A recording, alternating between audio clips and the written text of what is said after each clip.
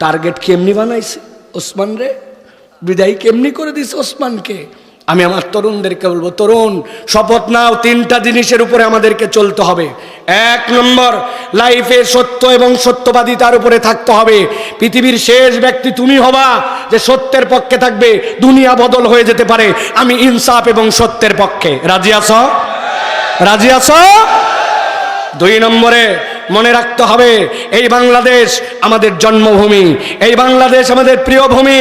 এই দেশে অনেক লোক আছে ফেক ফেক এই দেশে থাকে, এই দেশকে ভালোবাসে না। এই দেশের ভালোবাসার লোক হচ্ছে ইসলামপন্থীরা।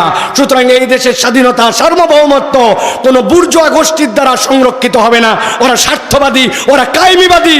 একমাত্র ইসলামপন্থীদের দ্বারাই এই দেশ নিরাপদ, ঠিক কিনা? তিন নম্বরে মনে রাখতে হবে, প্রিয় ভাইয়েরা, ওসমানের আদর্শ কি ছিল, লালন করেছে সে কি হৃদয়ে কি। সে একটা লালন করেছে যে এমন একটা ন্যারেটিভ, এমন একটা বাতায়ন এই দেশের মানুষের উপর দিয়ে ছড়ানো হয়েছে, হুজুর মানে এই রকম, ইসলাম পন্থা মানে এই রকম, এই যারা কোরআন হাদিসের কথা বলে তারা এরকম, আল্লাহ রাসূলের কথা বললে এরকম। এই যে একটা ন্যারেটিভ, এই ন্যারেটিভকে ভাঙতে হবে কি দিয়ে? শিক্ষা দিয়ে, জ্ঞান দিয়ে, যুক্তি দিয়ে, বিদ্যা দিয়ে, আদর্শ দিয়ে নিজেদেরকে মজবুত করে। ফাও ফাও চিৎকার করে লাভ নাই। আবেগের চোখের পানি কালকে শুকায় যাবে, কিন্তু আদর্শবাদী যদি হয় তাহলে চোখের পানি শুকাবে না।